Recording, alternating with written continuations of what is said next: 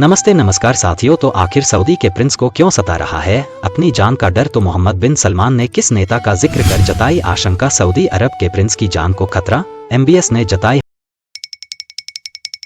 अरब के crown Prince Mohammad बिन सलमान ने अपनी जान का।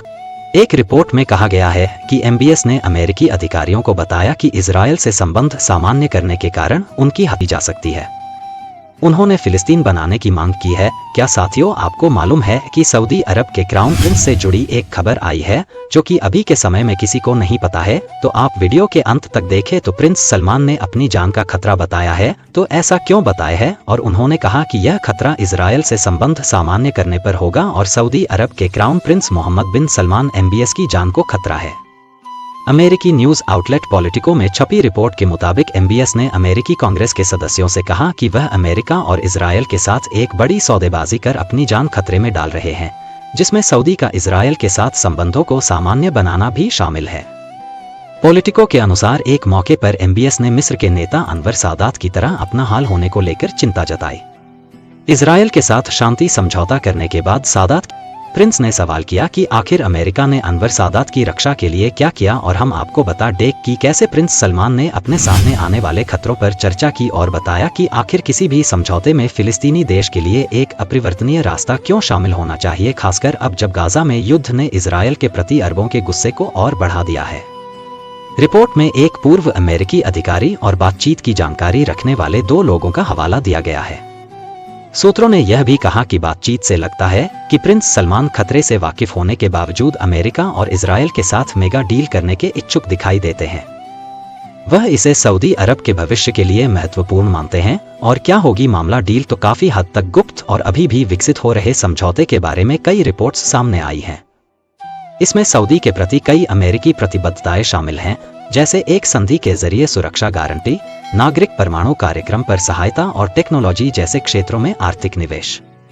कुछ रिपोर्ट्स के मुताबिक सऊदी अरब चीन के साथ अपने लेन देन को सीमित कर देगा।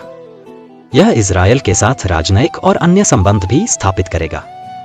मुस्लिम देशों के बीच सऊदी के महत्व को देखते हुए यह डील इजरायलियों के लिए एक वरदान होगी। और क्या सऊदी इजरायल की होगी दोस्ती? तो आइए जानते हैं। रिपोर्ट यह भी कहती है कि एमबीएस की नाराजगी के बावजूद इजरायली सरकार समझौते में फिलिस्तीनी देश के लिए एक रास्ता बनाने के लिए तैयार नहीं है। गाजा में इजरायल के हमले के बीच इस साल की शुरुआत में सऊदी अरब ने अमेरिका से कहा कि उसका रुख यह है कि इजरायल के संग कोई राजनयिक संबंध नहीं होंगे जब तक इजरायल 1967 की सीमाओं के साथ एक स्वतंत्र फिलिस्तीनी देश को मान्यता नहीं दे देता। इससे पहले व्हाइट हाउस के राष्ट्रीय सुरक्षा प्रवक्ता जॉन किर्बी ने कहा था कि बाइडेन प्रशासन को सकारात्मक प्रतिक्रिया मिली है कि सऊदी अरब और इजरायल सामान्यीकरण पर बातचीत के इच्छुक हैं। और क्राउन प्रिंस मोहम्मद बिन सलमान ने इजरायल के साथ शांति समझौता करने के बाद सादात का भी जिक्र किया। उन्होंने अमेरिकी सांसदों से पूछा कि अमेरिका ने सादात की रक्षा के लिए क्या किया था। उन्होंने उन खतरों पर भी चर्चा की है जिनका सामना वो कर रहे हैं। उन्होंने साफ किया कि किसी भी समझौते में फिलिस्तीनी देश के निर्माण का रास्ता होना चाहिए, खासकर अब जब गाजा में युद्ध ने इजरायल के प्रति अरब देशों के गुस्से को और बढ़ा दिया है। और हालांकि हत्या के जोखिमों के बावजूद क्राउन प्रिंस मोहम्मद बिन सलमान अमेरिका और इजरायल के साथ इस बड़े समझौते को लेकर गंभीर दिखाई देते हैं। वो इसे अपने देश के भविष्य के लिए महत्वपूर्ण मानते हैं। आखिर अमेरिका और इजरायल के बीच समझौते में क्या है? इसमें अमेरिकी की ओर से सऊदी को एक संधि के माध्यम से सुरक्षा गारंटी, एक असैन्य परमाणु कार्यक्रम में सहायता और प्रौद्योगिकी जैसे क्षेत्रों में आर्थिक निवेश शामिल है। हालांकि इसके बदले में सऊदी अरब चीन के साथ अपने व्यवहार को सीमित करेगा, साथ ही इजरायल के साथ राजनयिक और अन्य संबंध स्थापित करेगा। मुस्लिम देशों के बीच सऊदी अरब के महत्व को देखते हुए इजरायल के लिए यह एक बहुत बड़ी उपलब्धि होगी। हालांकि इजरायल फिलिस्तीन को देश का दर्जा देने के अब भी खिलाफ है। और हम आपको ये बात बता दें कि उन्हें इजरायल के साथ रिश्ते सामान्य करने की उनकी कोशिशों के चलते उन्होंने आशंका जताई कि कहीं उनका भी हाल मिस्र के नेता अनवर सादात की तरह न हो जाए।